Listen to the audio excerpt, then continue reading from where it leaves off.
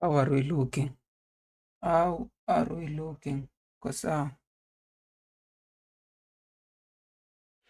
there's always a problem that sometimes I have to check just to make sure that everything is okay. I think we are doing just fine. So, we are on the international break. It has taken too long to start doing this lives. It's hard to start doing lives because sometimes you have to always think there are people watching. There's so much football. I don't know. I just look like it just looks like there's so much football going on in the world. Like you just can't finish with football. It's everywhere. Always. Every other game. And now I sometimes I've started to understand when coaches, players, and just everybody when they start complaining that there's too much football, because even as a fan sometimes you get fatigued just looking at every game. If I mean if you are a constant, a person who watches every game, a person who is very interested in pretty every other game, because if you are a fan of probably your club, and then you are, because if you are not from England, practically, if you are not from England, you probably chances there are chances that you have an English team or probably an European team. If you are not from Europe, if you are not from the top five leagues, you probably have or are supporting one of the team in England or Spain or France, or then you have to support your home team. And then in the international break, you also have to support your country. But if you are very much interested, probably in Premier League, every weekend you're watching probably 10 games or 6 games, 7, 8, or 3, or just your team. If you are watching for those top 6 clubs, you are probably watching between 3 or 4 games. And then every other weekend, and then in midweek again, there's Champions League. Even if you're supporting Man United, there's still a lot of teams in Champions League or Europa that are so good. There's certain games that you have to watch. So you'll be watching probably, let's just say you are interested in football. You are not like really engrossed in it, but you like certain fixtures, like you follow the top 3 or 4 teams in Premier League. So every weekend you are watching probably 3 or 4 games, and then Spain probably as a single game that's good. Either it's El Clasico, or it's Real Madrid versus Atletico, or Barcelona versus another team. You have to watch another one. Those are like 5 games. And then on Tuesday, again, Champions League, probably you have to watch 3 or 4 games, Tuesday, Wednesday, and then Thursday. Those are 7 games or 8 games every other week.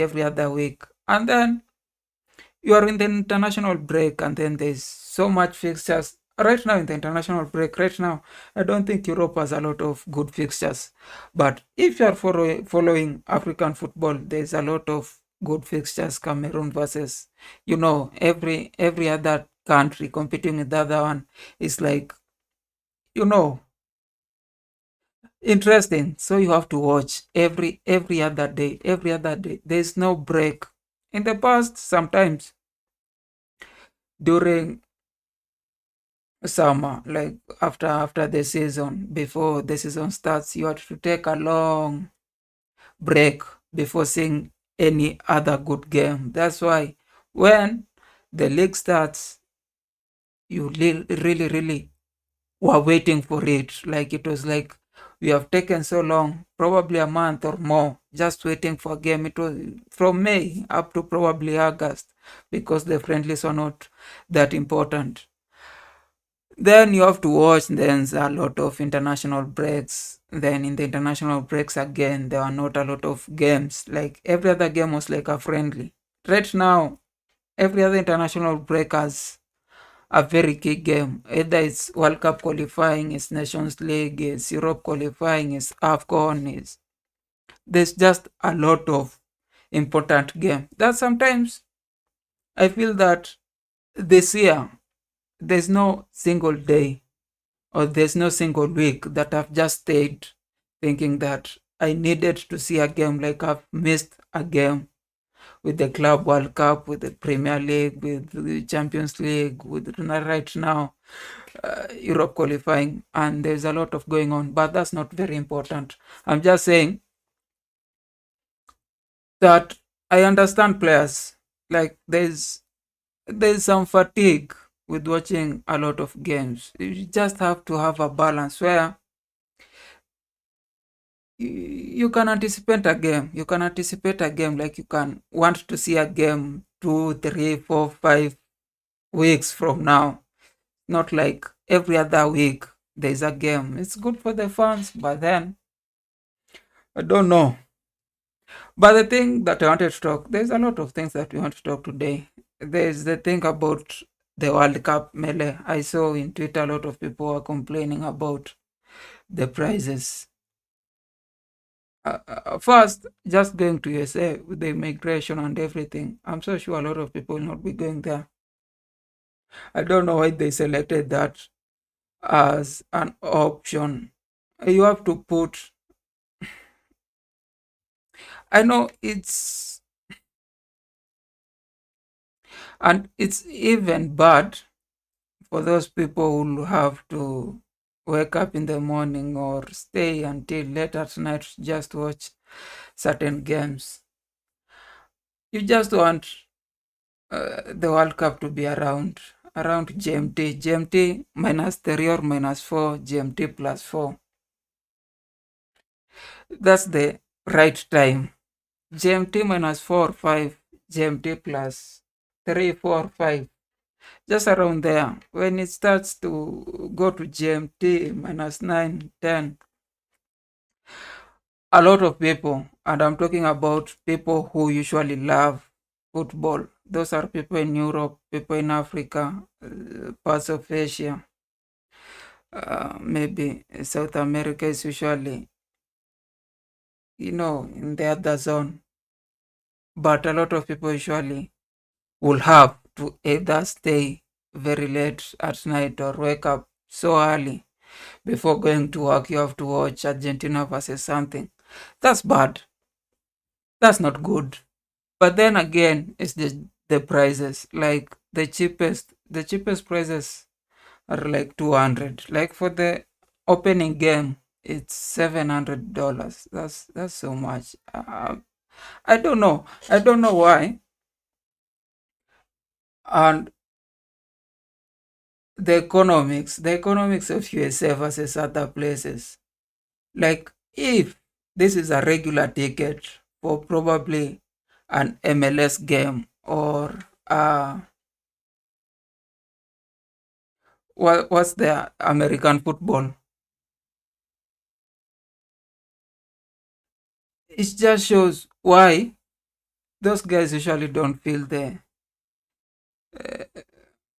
the stadium, because for you to pay every other day 600, $700, even in a very very economic powerhouse, that's just too much money. So there's a lot of probably called economic discrimination with the World Cup. I'm so sure a lot of people will not be watching like live if you are not from the United States, or if you are not like really, really, really rich, you are not going to watch certain games, the opening games, the group stages games, and especially there's so much games, like 48 teams.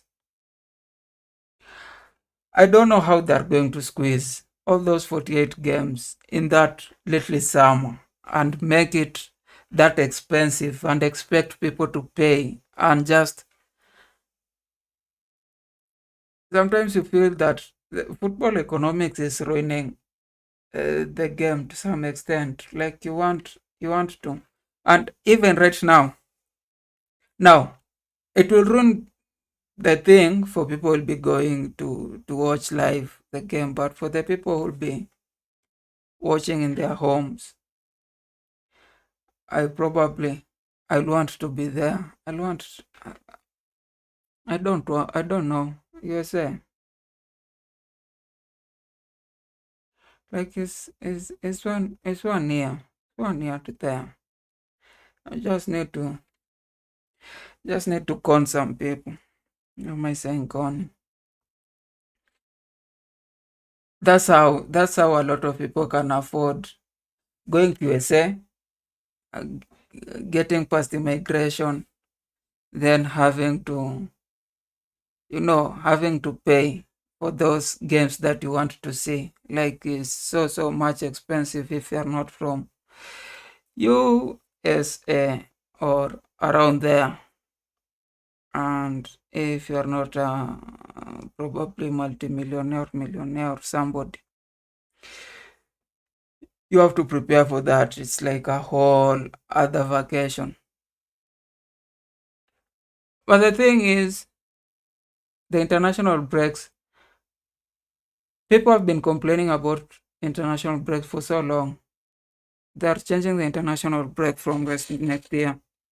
I think after the start of the season, it will take a whole lot of probably 2 months before we go for like this October. This will be the first international break next season. So FIFA is scrapping the first international break, which I think is a good thing. It's a good thing because even for me, I thought we were just going as Chelsea. We were just heading into the league. Sometimes like you want to go into the league and then it's cut short. Then another 2 weeks, 3 weeks, and then it's cut short. Like it ruins the momentum for the players, for everybody. I don't know why we need all these little breaks after every 1 month. And one bad thing is it always comes when Chelsea are picking up momentum. Usually, I don't know, it has happened so many times that sometimes I just feel like it's fate. When we start picking momentum, there's always an international break. After the international break, we drop, we lose a lot of points, and then we start picking the momentum, and then there's another international break, and then it's always like that trend. The reason why these people are calling, especially for Chelsea, an inconsistency, I think is not essentially an internal thing. I just think the international break sometimes usually ruin the concentration of certain players because if you are so used to playing with these other guys. Like you're so used to playing with this other guy and this other guy and this other guy, and you know how they behave. And then all of a sudden, you go into a break, and for 2 weeks or 3 weeks, you are meeting new people, you are training a lot. The coach is telling you to change how you play. And then when you come back, sometimes you'll want to pick where you stopped, but just the influence of that new coach or those new players is just with you. That's why sometimes you're watching the defender after the international break and is looking at the other guy and thinking like, okay, this is not the guy we're playing with in the probably in the nation's football. And probably there are things that I was expecting for the other partner to do that this other guy is not doing. So sometimes you leave those spaces and then they score. That's why it takes again a whole lot of 2 or 3 or 4 games before some people just gel again. And then when you gel again, and then there's another international break. So I think this thing is sometimes for people who are not used to it. And I think for Chelsea, for the last like the 2 or 3 years, a lot of people who were signing, they were going for, they were getting into the international, they were being called into their nations for the first time. Like even Gui, I don't think he has been called for Spain. I think it's under, or is it under 19? But a lot of those guys, we sign them, then they start playing for the nation. It's like you have that Midas touch. But I don't know how to talk about the nations and international break. I just go right back to where we left from. And the thing is, Semenyo, there's a lot. There's a lot. There's been a lot of rumors. I don't know if it's rumors, if it's just with every rumor, there's always unexpected truth. There's always every rumor that we have heard, whether it was in August, whether it was in July, whether it was in May, at some point, it always come to look like it was happening, even with Garnacho, even with everybody. Like it started as a rumor, and then all of a sudden, we are signing all these other guys. Now, that's what I think is happening with Semenyo. There has been a lot of rumors saying that Chelsea are interested in him, and there's a high chance that next season we are going to bid for him for around 80. Now, this is what this news sounds to me, because first, I think Semenyo is a good player. I guess from April he has had the most goal contribution for any player, even if you compare him with Haaland, or I think he has the most, is it the most goals, or the most goals was under assist. And you need somebody like that. You know that if we send this guy, we are expecting for him to score or to assist. But here's the thing, Semenyo usually plays as a probably right winger or not right winger, left winger or left mid, left winger, left mid, or left forward whenever they played two in front, but largely as a left winger. So if if if you are signing him to play as a left winger, and you have talked about this for so long, that the reason why we signed Garnacho, the reason why we signed Gittens, and we also have Neto, was to beef up our flanks, beef up our left wing, beef up our right wing. And some extent at this point, I think we have covered the right wing. And for the left wing, if I'm not wrong, we have had two choices, Garnacho and Gittens. And Garnacho has played, I think, 2 or 3 games. Gittens has also played around 4 or 5 games since the start of the season. I don't know those are enough games for the team to decide that we still need another left winger. Like, is it Maresca just thinking that either Gittens or and Garnacho are not good enough for Chelsea?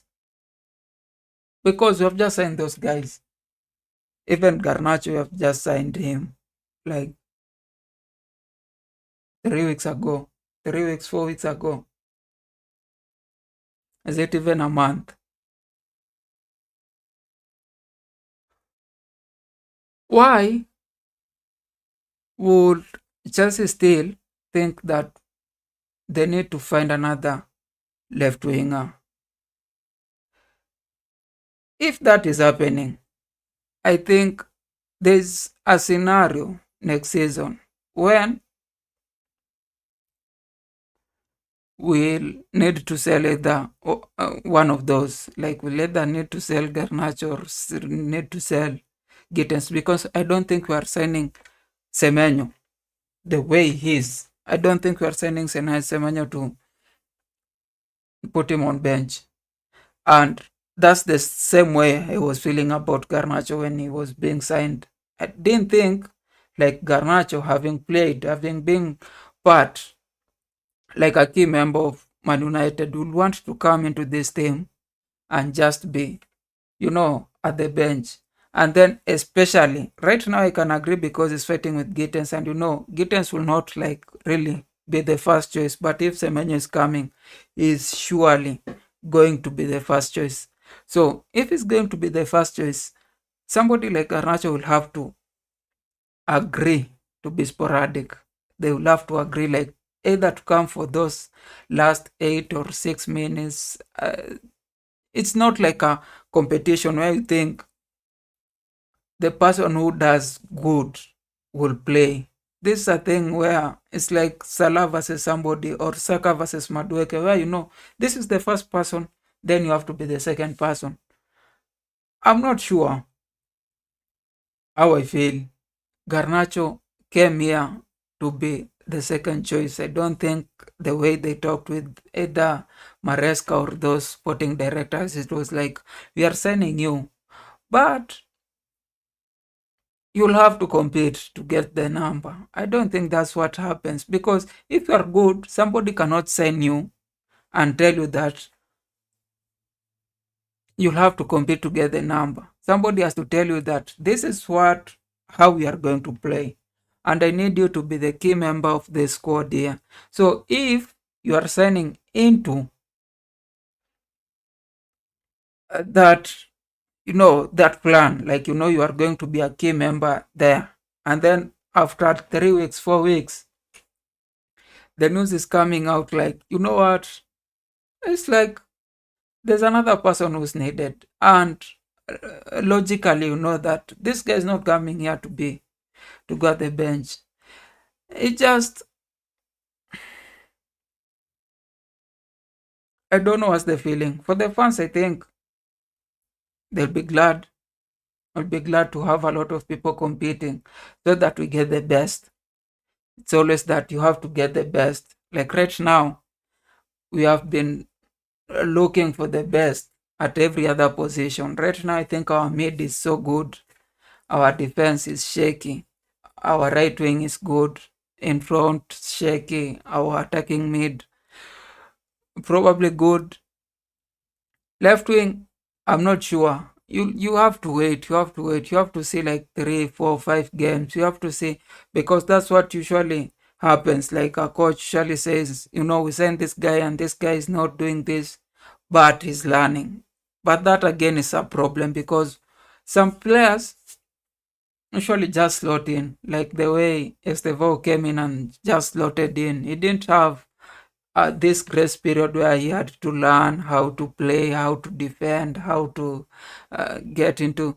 And sometimes those are the players that you need to sign. Like you're just signing a person to come in and get into with, get it with it. Like it doesn't have to be cost a lot. When some players, it has always been like that with Enzo, with Caicedo, with, like you sign them, then they just slot in. Even with Man City, when they signed Donnarumma, he just came in and in the first game he went into the post, and from then nobody has even, gotten him out.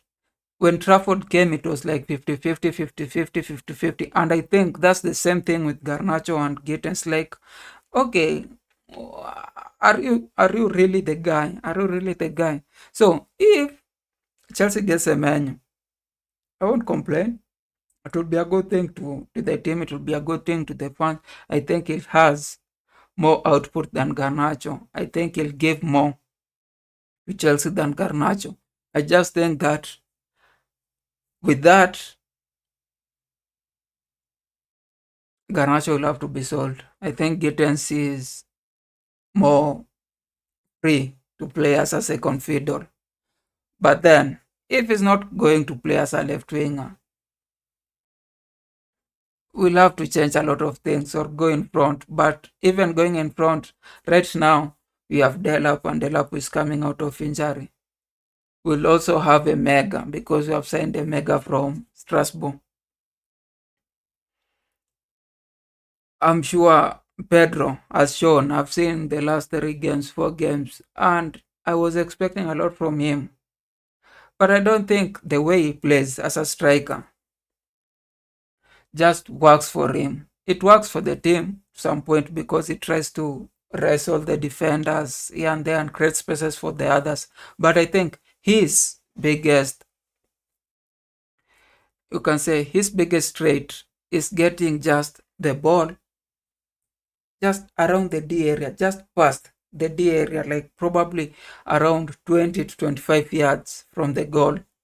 That's his biggest trait because he has the best shooting technique I've seen for a very long time. Like, he has the best shooting technique, and he has, both power and precision. So that's why you need him.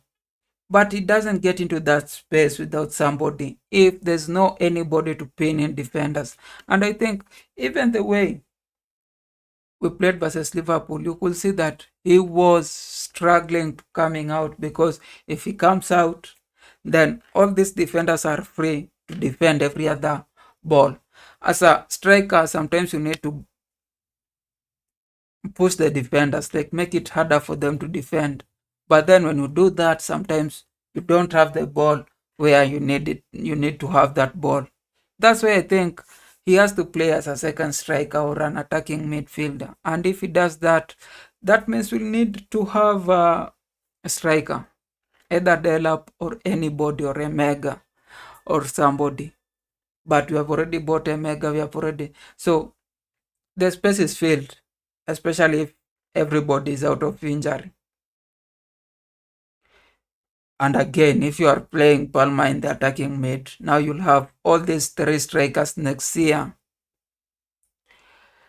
just hanging around. Say that you sell one, or I don't know how these people are, but I appreciate what they're doing. I think this is the same thing that Man City were doing to get the best team. For you to get the best team, sometimes it's gambling. Like, you'll have to sign a lot of people. Have to sign 40 people, 30 people for you to get the best 15. That's what every other team has done. Even Liverpool had to sign a lot and a lot and a lot and a lot and a lot. As much as they were doing it, categorically, like they were not signing a lot at once. They were sign this guy, sign this guy, sign this guy, sell this guy, sign this guy for a very, very long period, probably 9, 10 years, to get the team that they had to win the Premier Leagues and the Champions League. Man City did it in probably three years, just buying bulk, 6 people, 7 people, and then selling 3, remaining with 4, and then buying another 7. And I think that's what we have been doing since Boyle started, like just buying a bunch of people, and then those who can't do whatever you want, you sell them. Then you remain with the guys that can do what you want, like the best. It's a gamble. And I think, again, the way we are moving in the life twin, just signing, signing, signing, signing, and then get the best out of those, then it remains. Because right now, we have a lot, if you count even Modric. But those were bad gambles until we get the right one, which I think Semenyo could be. But that's not all. Again, what I wanted to talk also was about Liverpool. I've been saying this for a very long time, and I think a lot of people are Liverpool fans. They thought I'm just a hater. I said Liverpool was not that good. It has been good. And sometimes when you are good for long,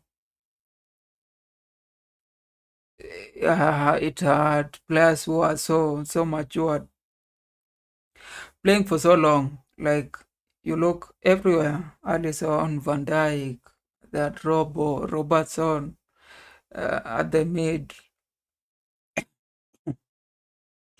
Salah, and then those pieces that they were feeling. But they were changing, and I've said it for, I don't know why I'm repeating even myself. I said it that Liverpool were changing from Klopp's team to this other guy's team, and there has never been a smooth change. There has never been a smooth change. Like, even look at any team, go to Italy, look at how Juventus tried to change, look at how AC Milan tried to change. It always has to be followed by a very, very big slump. And if you're not careful, sometimes you'll never recover from that slump. That's what happened to Man United. When they just went down, they are still trying to get up. It also happened to Arsenal when they went down. I don't know. They went down, like, their fall was a little controlled because the person who was falling with them was Wenger, and he was falling with them like little. But when he came out and all these other guys were coming, and there's a lot of expectation, win this, win this, win this, win this, win this. And it's a change. Like, you don't have the players that were winning that thing. You have to look at the new players who can win this other thing. You invest in them, you create a scenario, you ensure they mature together for them to start winning. That is happening with Liverpool. Right now, they are, what they have, are remnants of Klopp, like Alisson, Van Dijk, probably Konate, and then Salah, Robertson again. But these guys are moving out. It's a slow slump, but it's still a slump. Like, Salah will never be better than this. Van Dijk will never be better than this. Allison will never be better than this. Robertson will never be better than this. Who's the other guy? All these other places they have filled. But all those five who are very, very key member of that squad will never be better than this. They will need to be replaced. What Liverpool did well was replacing that mid, and they did it so effortless. Like, it was so smooth coming from people like Wijnaldum to now Gravenberch, McAllister. They're still good at that position, but they're not going to replace Trent. There's no anybody, any single person who can do what Trent used to do. So they're not going to replace Trent. They might not replace Mane. They tried with Diaz, and while Diaz was so good, he wouldn't replace Mane. Like, he's a one-of-one player. Diaz, you can replace him, but you'll have to spend a lot. I don't know where you'll get another. But Diaz, I think you can replace him. But it's still hard. When Salah moves, there's no way you're going to replace Salah. You'll have to depend on a lot and a lot and a lot of luck to get a player like Salah. There's no way. That means Liverpool will never be that Liverpool that we used to know. It will be another different Liverpool. Now, creating another different team that gives the same output like that, it's what Liverpool fans are not prepared to see, because I think they'll have to wait. They'll have to wait for so long. I don't think this season they're not going to win a title. I've just said it. And if you're here and you think I'm wrong, at the end of the season, come here and remind me. Liverpool are not going to win a title. It's not going to happen because, first, what was good for Ancelotti is that he won the Premier League, which means he's going to get a lot of time because he won. That's what has been keeping Arteta still at Arsenal, because when he came in, he won, I think, too. Was it an FA and was it the Shield? And that thing bought for him some years, because he was finishing 10, 9, was it 13 in the first 2 or 3 years. If he hadn't won something, I don't think he would be here. Because he won, people agreed to give him some time, and that's why he was able to improve the team, like slowly by slowly by slowly by slowly. And this will be the good thing for Ancelotti, because he won the Premier League as much as it was Klopp's. And I know Liverpool fans don't want to hear that, but it was Klopp's team that won him the Premier League. He will get a lot of time right now. But it's going to be a very, very difficult moment, because he'll need to create his own team. And creating your team is not that easy. Like, you'll get Isaac. Yeah, Isaac is a good player. But then you'll need people to feed Isaac every other time. Now, you might get Isaac as a world beater, as a good player. But then, if you don't have the two other guys who will feed Isaac the way Isaac wants to be fed, the team will not be eating. It will be a disaster. And you getting those guys now becomes a problem, because you just can't go in the market and think like, I'm very, very efficient. Whatever I want is whatever I get. No, you are going to get Ankunku in his heyday. And then when he comes into your team, he starts playing like Ankunku, who was playing for Chelsea. You get a Havertz, and then all of a sudden he's turning into this other guy that you're wondering, like, what happened? Like, what is happening? What is happening? Should we stop buying from this country or this country? Or that's what usually happens. You'll have to buy a lot and a lot and a lot and a lot of guys for you to get the person that you need. And because Liverpool, the way they have been doing, like how they spend, it's the same way that we used to spend. And that's very dangerous, because if you're spending like 100 or 150 on one guy, now the guy might be good, but what if the guy doesn't perform?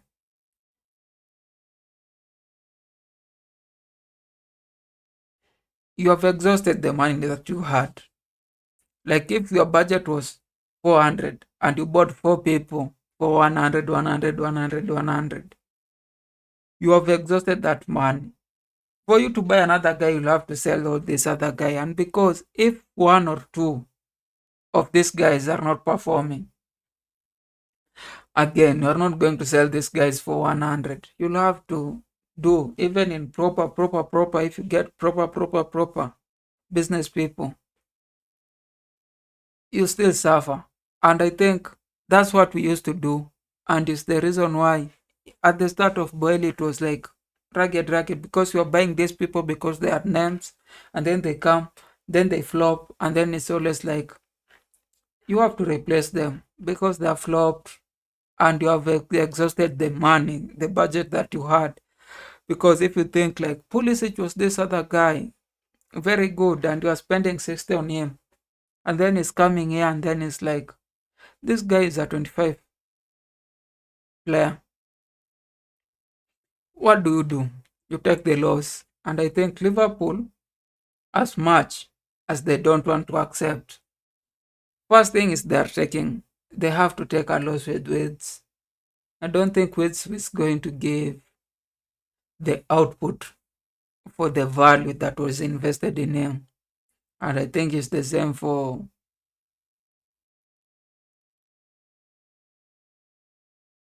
this other guy. Like, they're going to struggle, even with Kekes. I've seen Kekes play the last 3 games, and he's not going to replace Robertson. I've seen Frimpong play, and he's not going to replace Trent. So, in any case, that team is not going to be better than the previous Liverpool.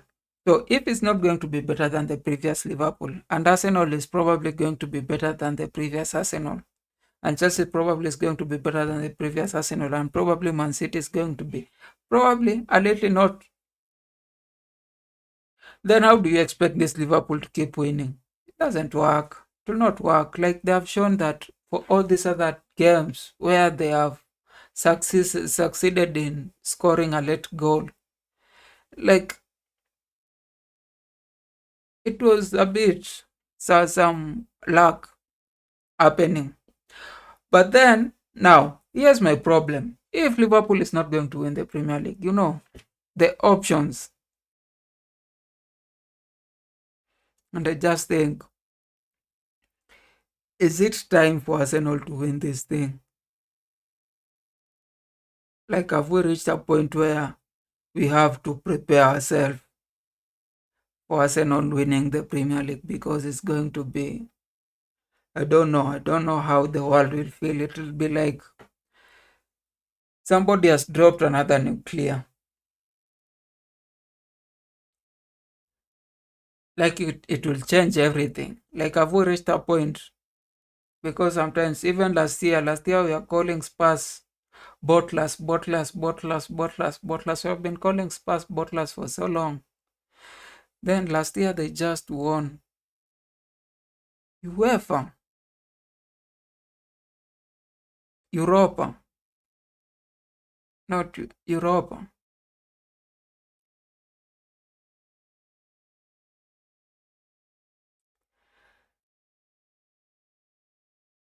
So these things might happen. Like, to some extent, nobody believed Spurs are going to win that thing. Like, it was bottlers in them. Like, they had, I don't know which thing happened. It's probably because Man United were shit. But then, even if you are shit, it's like a curse. A lot of things have happened in the last like 4 or 5 games. Man City winning the Champions League, Spurs now winning the Europa. Even us, people are not expecting us to win the Club World Cup, but we are beating every other team like it's nobody's play. So, will it, will it,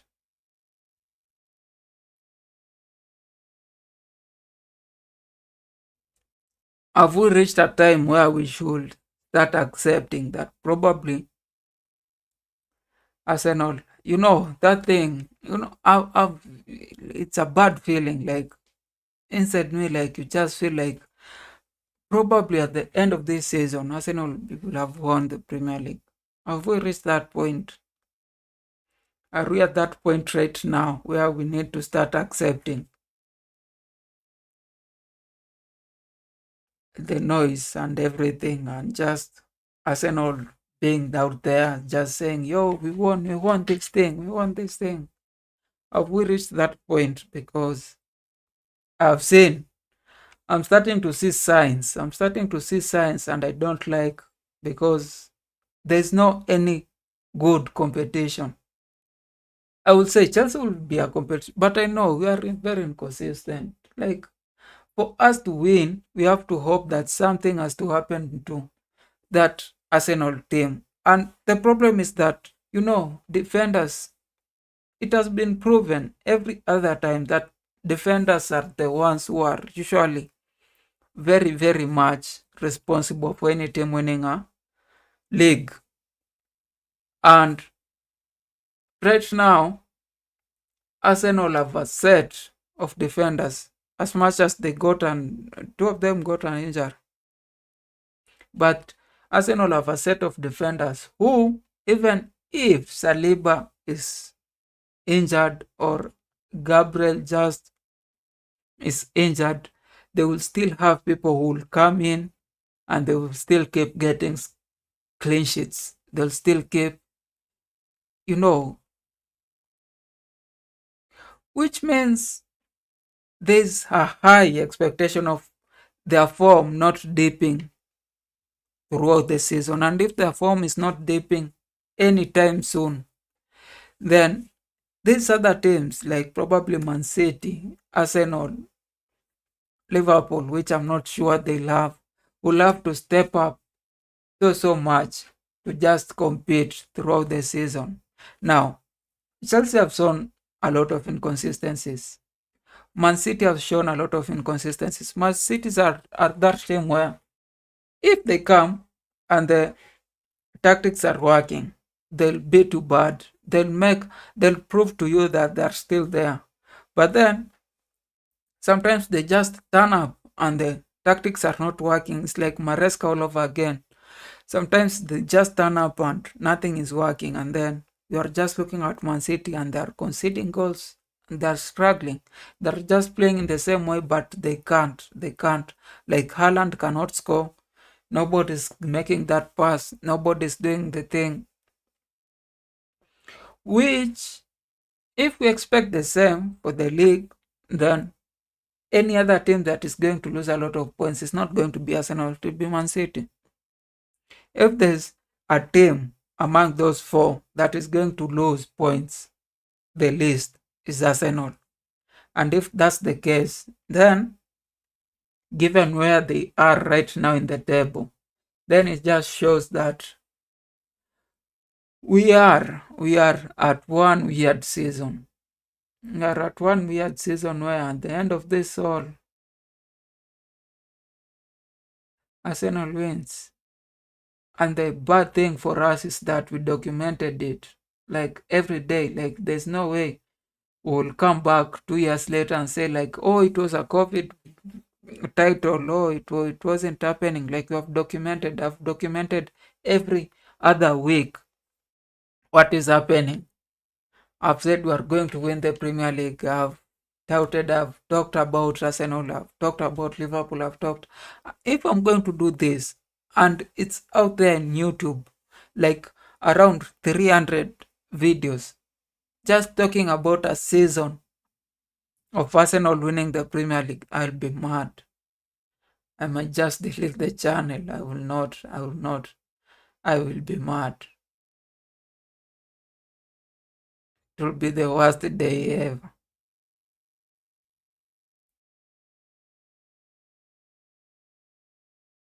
I don't want to keep documenting this season. If it's going to be true. But then which other team? Can Chelsea step up? Can Man City step up? Will Spurs? Can Spurs step up? Or Bournemouth? Probably just have another weird season. If Chelsea is not winning, then probably just have Bournemouth winning the league. Like that Leicester. Leicester. Yeah. You just have a team winning the Premier and we are all like, hey, at least now we prepare for next season. I hope that's true. Anyway, I have to go and watch some game. So that's all for me today. Probably I'll do another live tomorrow until we resume the Premier League. So if you're here and you haven't subscribed, kindly make sure you subscribe. Click the notification button. The subscription is usually here. I don't know if it's highlighted. Probably somewhere here. So you can as well just subscribe and share, and let's meet another time. Anyway, nice day. If you're not supporting Arsenal, if you're supporting Arsenal, man, go to hell.